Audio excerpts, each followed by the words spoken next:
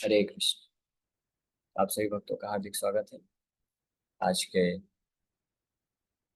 श्री राम कथा में। तो आज हम लोग चर्चा कर रहे हैं श्री वाल्मीकि रामायण से के पहले स्कंद के पहले अध्याय। इसका नाम है contents of the Ramayana summarised. इसका श्लोक संख्या 88, 88 नंबर श्लोक में हमने चर्चा किया था कल। जिस श्लोक में नारद मुनि वर्णन कर रहे हैं, प्रविष्ट मुदितो लोकस्तुष्टः पुष्टः सुधार्मिका निरामयो हि अरोगस्या दुर्भिक्षा भयवर्जिता।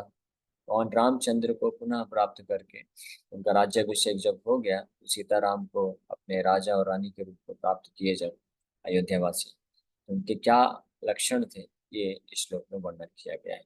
गरिष्ठ मुदितो, पूर्ण रूप से आनंद आनंद को प्राप्त किए, तुष्ट संतुष्टि प्राप्त किए, पुष्ट पोषण ऐसे हो गया, इस प्रकार से सुधार्मिक बन गए, यानी अपने कर्तव्यों का पालन करने में उनको उत्साह वर्धन हो गया। और हर प्रकार के रोग व्याधि चिंता से मुक्त हो गए, और जितने भी भय और दुर्भिक्षा मतलब सूखा है, महामारी है, प्राकृतिक आपदाएं, इस सब से मुक्त हो गए, बच गए।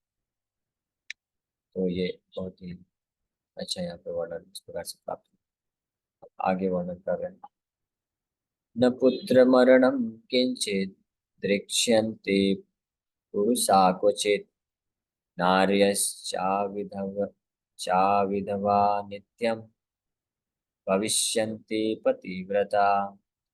तो राम राज्य क्या होता है उसका वर्णन यहाँ प्राप्त हो रहा है। भगवान रामचंद्र जब अयोध्या वापस आ गए और राजा के रूप में उनका राज्याभिषेक हो गया, तो किस प्रकार का वो राज्य की स्थिति थी, वहाँ के लोगों के क्या जीवन की स्थिति थी, वहाँ का एनवायरनमेंट कैसा था, और कैसा राज्य था। तो राम राज्य का ये वर्णन कुछ श्लोकों में कर रहे हैं नारद मुनि। No man at any place in Rama's kingdom and at any time during his rule will see the death of their sons.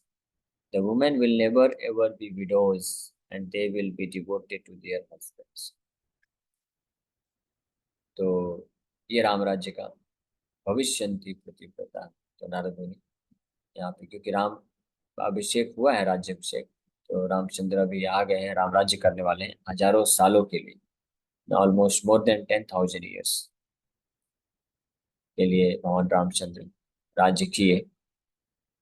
तो यहाँ पे वर्णन प्राप्त कर रहे हैं कि पूरे इस हजारों साल के दौरान भगवान रामचंद्र जितना राज्य करेंगे, तो उनके राज्य में अ, उनका कोई भी व्यक्ति अपने पुत्र का मृत्यु नहीं देखेगा, और कोई भी स्त्री विधवा नहीं होगी, हाँ नहीं, और जितनी भी स्त्रियां हैं सब अपने पतिव्रता हो जाएंगी, रहेंगी।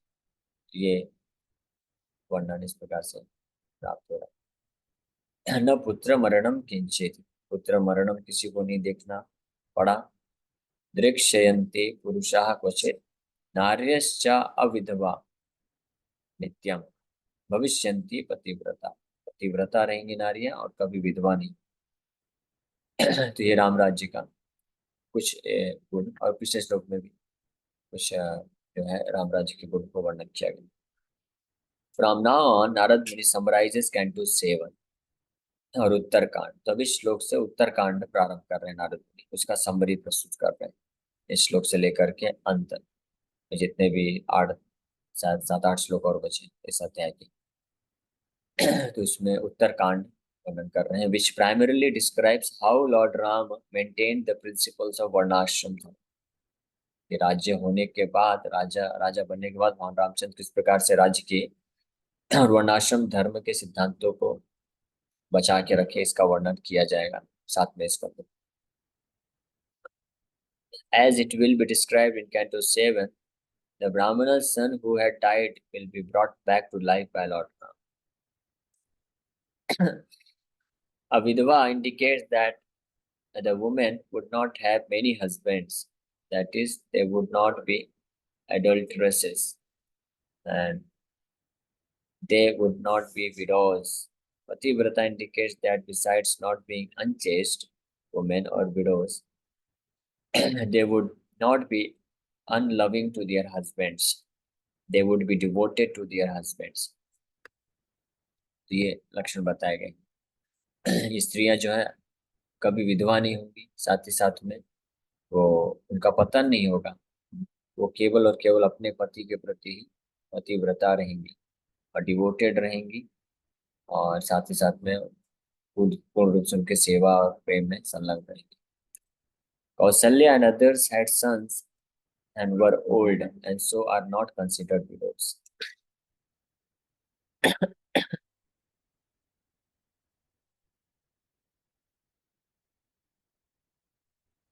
तो इस प्रकार से यहाँ पे वर्ण प्राप्त हो रहा है। भगवान रामचंद्र के राजा बनने के पश्चात क्या स्थिति, अगले श्लोक में वर्णन कर रहे हैं। न चाग निजम भयम किंचित नापसु मज्जन्ति चंदवा, न वातजम भयम किंचित नापि ज्वरकृतं तथा, न चापि क्षुत् भयम तत्र न तस्कर भयम तथा। और इसके अलावा there will be no danger due to fire, none of the creatures will drown in water, there will be no danger due to air, nor will there be any danger due to fever. There will be neither danger due to hunger nor danger due to thieves. न तो किसी भी प्रकार के अग्नि से भय, न किसी भी प्रकार जल में डूबने का भय, न ही आंधी तूफान सुनामी भूकंप का भय, और न ही बुखार व्याधि का भय, और न ही कोई व्यक्ति को भूख और चोरों से डर।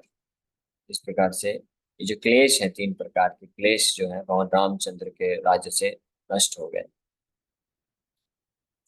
राम राज्य मतलब तीनों प्रकार के क्लेश से रहित। 3 प्रकार के क्लेश कौन है? आध्यात्मिक क्लेश, अधि भौतिक क्लेश, अधि दैविक क्लेश। आध्यात्मिक क्लेश मतलब अपने ही मन और शरीर के द्वारा जो कष्ट मिलता है, व्याधियों के द्वारा मन डिस्टर्ब होता है उसके द्वारा।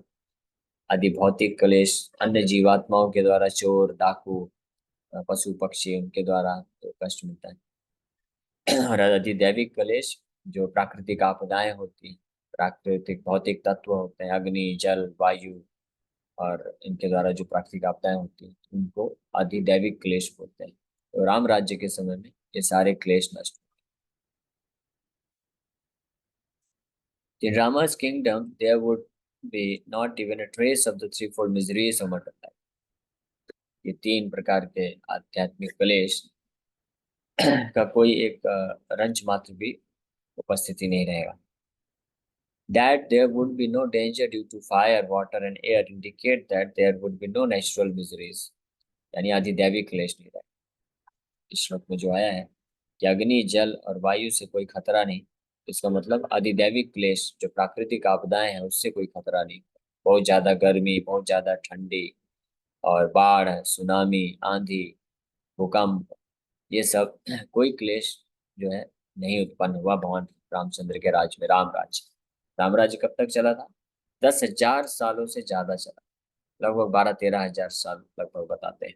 इतने हजार सालों के लिए कोई राज्य में, भगवान रामचंद्र के राज्य में किसी भी प्रकार का बाढ़, तूफान, सुनामी, भूकंप, महामारी, प्राकृतिक आपदाएं, ये जो फॉरेस्ट फायर है और ये सब जो है नहीं उत्पन्न हुआ।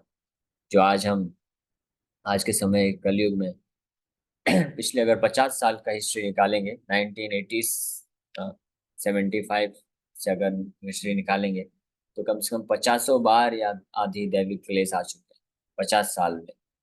सुनामी, भूकंप, ये सब तो आए दिन आते ही रहते हैं। हर साल कहीं ना कहीं जंगल जल रहे हैं, बाढ़ आ रही है, सुनामी आ रही है, भूकंप आ रहा है। लेकिन भगवान रामचंद्र के राज्य में, राम राज्य, भगवान राम थे तो क्या परिस्थिति थी कि हजारों हजारों सालों तक कोई नामो निशान नहीं है। लोग जानते ही नहीं थे भूकंप, सुनामी, बाढ़ क्या होता है। ये स्थिति, इसको बोलते हैं राम राज्य। क्योंकि सब भगवान रामचंद्र वर्णाश्रम सिद्धांत को पूरी तरह से स्थापित कर दिए थे। सब लोग सुधार्मिक हो गए थे। धार्मिक ही नहीं है, सुधार्मिक। धार्मिक मतलब पुण्यवान, अच्छे लोग, और सुधार्मिक मतलब कि भक्तिमय लोग हो गए थे। सब भगवान रामचंद्र के भक्त थे। उनको कोई भौतिक लाभ नहीं चाहिए था, इसलिए सुधार्मिक, पिछले 2 श्लोक पहले ये बात आई थी कि सब लोग सुधार्मिक हो गए। किसी भी प्रकार का अनएक्सपेक्टेड जो डेथ है वो नहीं था, अकस्मात मृत्यु नहीं थी। राम राज्य में हर किसी को फ्रीडम थी, स्वतंत्रता थी, वो जब मरना चाहता है मर सकता है, इच्छा मृत्यु का वरदान सबको प्राप्त। हालांकि वो लोग उसका दुरुपयोग नहीं करते थे। आज के समय में अगर इच्छा मृत्यु का वरदान किसी को मिल जाए तो वो तो कभी मरना नहीं चाहेगा, भले ही कितना कष्ट मिलता रहे। आईसीयू में पड़ा रहेगा, आईसीयू में डाल दिया जाए ना, तब भी उसको पूछा जाए आप मरना चाहोगे, वो नहीं मरना चाहेगा। इतना लोग आसक्त है, यानी भौतिक जीवन से, भौतिक सुख भोग करने के लिए, भौतिक चीजों से और भौतिक संबंधों से इतने लोग आसक्त हो गए हैं कि इतना कष्ट होता रहता है फिर भी कोई मृत्यु नहीं चाहता है।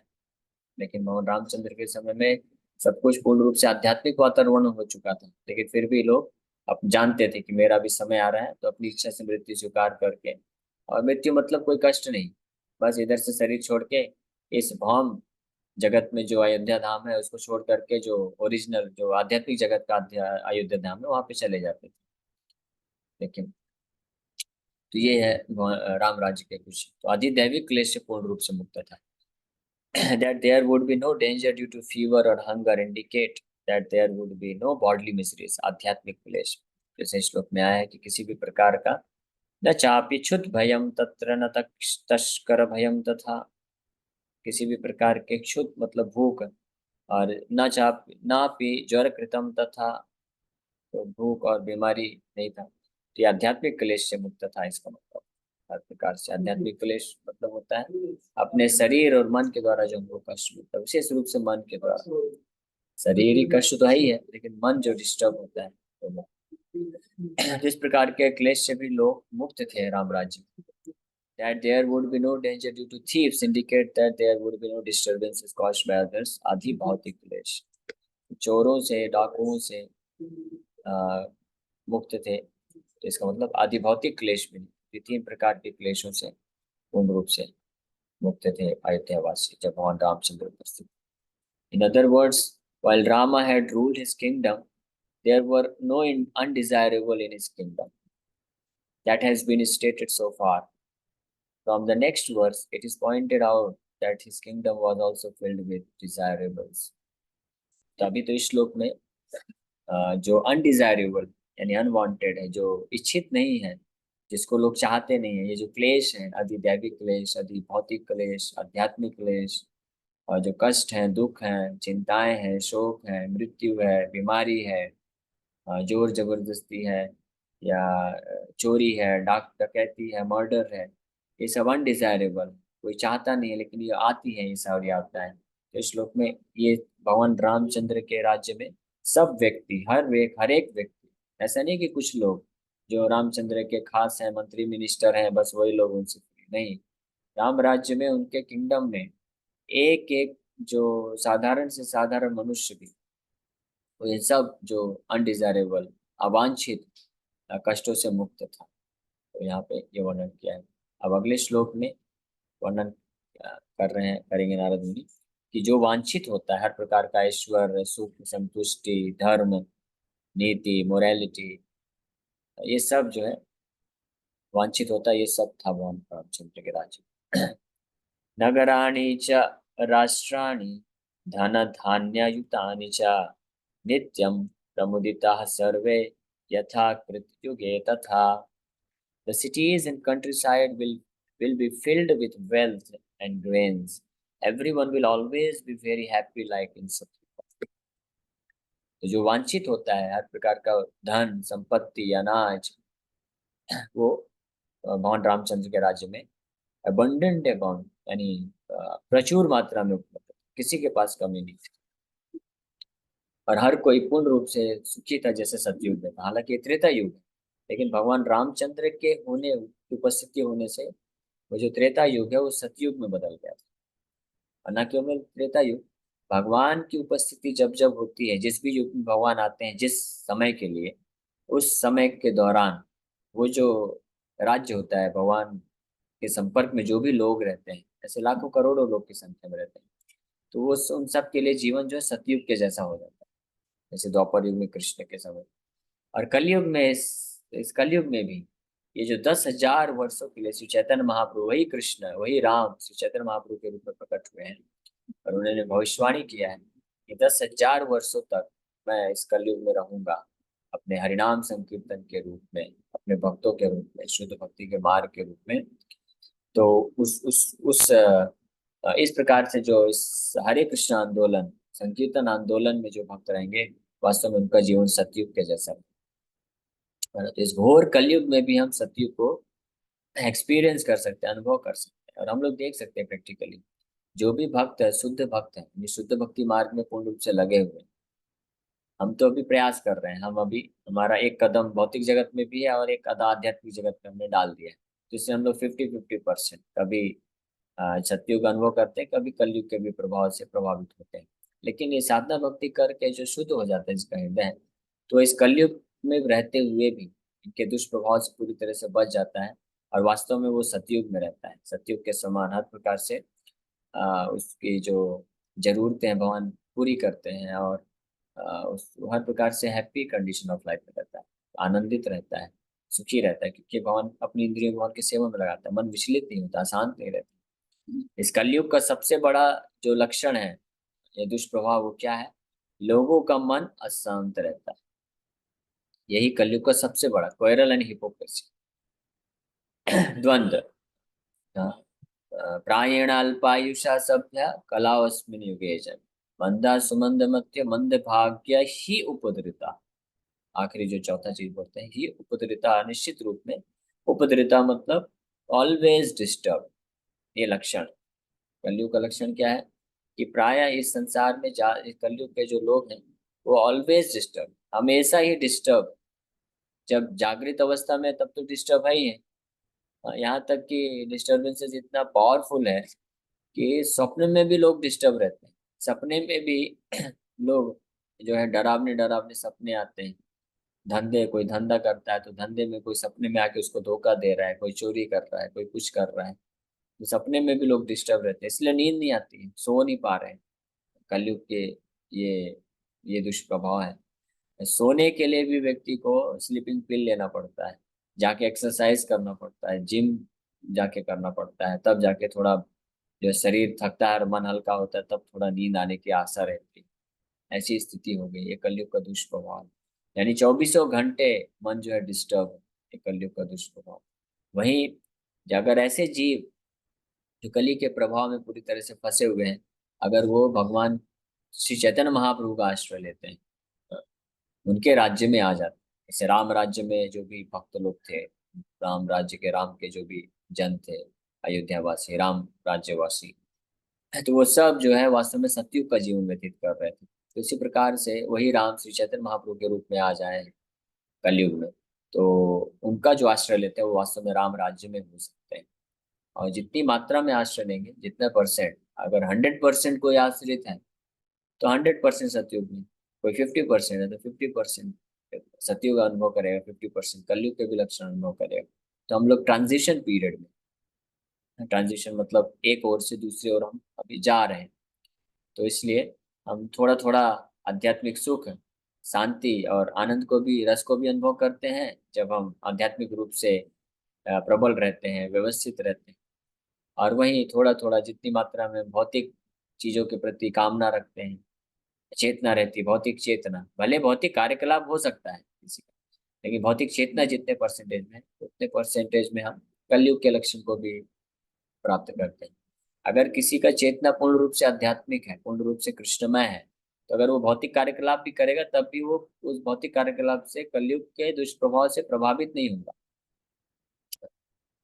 लेकिन ये ट्रांजिशन पीरियड है, तो it will take some time, एक तो समय लगता है। इस साधना भक्ति दिया गया है, इस साधना भक्ति करने से व्यक्ति धीरे धीरे पूर्ण रूप से राम राज्य में या चैतन्य महाप्रभु के राज्य में प्रवेश करेगा, तो वो सतयुग को प्राप्त कर सकता है, जैसे श्लोक में वर्णन किया गया। नगराणि च राष्ट्राणि धन धान्य युतानि च, धन धान्य युतानि, always filled with wealth and grains. कभी महामारी, भूखमारी और आपदा, गरीबी, ये सब नहीं देखना पड़ता पड़ा राम राज्य में। नित्यम प्रमुदिता, नित्यम प्रमुदिता, नित्य रूप से हमेशा प्रमुदिता, मुदिता मतलब हैप्पी, प्रमुदिता मतलब प्रकृष्ट रूपेण मुदिता, पूरी तरह से खुश। सर्वे यथा कृति युगे तथा, और सब लोग जो है कृति युग सतयुग के जैसे जीवन व्यतीत कर रहे हैं। The cities would be filled with wealth and the countryside would be filled with rains. Thus, how Ram executed his specific duty of Kshatriya Dharma by maintaining his citizens has been described. From the next verse, how he performed his dharma as a twice born will be described. अभी उनका भगवान रामचंद्र का जो राम राज्य है वो किस प्रकार से पूर्ण रूप से ऐश्वर्य से पूर्ण है, सतयुग के जैसा है। जो भी अवांछित चीजें हैं, अवांछित वस्तुएं हैं, परिस्थितियां हैं, व्यक्ति हैं, उन सब से वो राम राज्य मुक्त था। और जो भी वांछित वस्तुएं, व्यक्ति और परिस्थितियां हैं, वो सब उनके पास उपलब्ध था, लोगों के पास। तो ये एक बहुत इंपॉर्टेंट यहाँ से लेसन है, शिक्षा है। जब राम आते हैं जिस क्षेत्र में, जिस जगह में, जिनके घर में, जिस परिवार में, या जिनके हृदय में, जिनके जीवन, तो वो राम राज्य हो जाता है। राम राज्य होता है, वहां पे हर प्रकार की वांछित चीजों को प्राप्त किया जा सकता है और अवांछित चीजों से मुक्ति प्राप्त की जा सकती है। तो ये प्रिंसिपल है, मेन सिद्धांत है। और राम को कैसे कोई व्यक्ति अपने हृदय या जीवन या परिवार में ला सकता है? विशेष रूप से उनके भक्ति योग में जुड़ करके, उनकी शिक्षाओं को प्राप्त करके, उनकी भक्ति की शिक्षाओं को प्राप्त करके, जो कि उनके भक्तों के संग के माध्यम से प्राप्त हो सकता है। और वही राम जो है श्री चैतन्य महाप्रभु के रूप में आए हैं, तो उनकी शिक्षाओं, यानी जो श्री चैतन्य महाप्रभु के संकीर्तन आंदोलन में पूर्ण रूप से गंभीर होकर के भाग लेता है, तो वो असली राम राज्य को प्राप्त कर सकता है। अब ये कल से हम लोग वर्णन करेंगे, श्रवण करेंगे कि भगवान रामचंद्र किस प्रकार से कार्य किए, अपने राज्य को जो है चलाए। अश्वमेध शतैरिष्ट्वा, Rama of great fame will perform several Ashwamedh and बहु सुवर्ण sacrifices, give in charity। ये तो काउंट भी नहीं कर सकते। कोटि अयुतम, कोटि अयुतम, ये 1 लाख। इसके बाद यहाँ से 10 लाख, करोड़, 10 करोड़, अरब, 10 अरब, खरब, इतने यज्ञ रामचंद्र किए और इतने गायों को दान दिए, विचार भी नहीं कर सकते। यानी कितने हजारों लाखों यज्ञ किए होंगे। अश्वमेध, बहु सुवर्ण में यज्ञ, and immeasurable wealth to the brahmanas and depart to the spiritual world। असंख्येयं धनं दत्वा ब्राह्मणेभ्यो महायशः, गावं कोट्ययुतं दत्वा ब्रह्मलोकं प्रयास्यति। ये हम आगे वर्णन करेंगे। यहाँ पे लिखा हुआ है, रामा परफॉर्म अश्वमेध सैक्रिफाइस फॉर 10,000 years, 10 वर्ष सहस्राणि वाजिमेधम पाकर। 10,000 वर्षों तक भगवान रामचंद्र यज्ञ करके, और उस युग का जो वो था, युग धर्म था। त्रेता युग का युग धर्म क्या है? यज्ञ करना। भगवान रामचंद्र त्रेता युग के प्रारंभ में आए, और जब राज्य मिल गया उनको, राजा बन गए, उसके उपरांत 10,000 वर्षों तक भगवान रामचंद्र उस त्रेता युग का युग धर्म को स्थापित करने हेतु जो है यज्ञ पर किए। और हम लोग कल विस्तार से और चर्चा करें क्या क्या उन्होंने और कार्य किया। Okay, so thank you very much.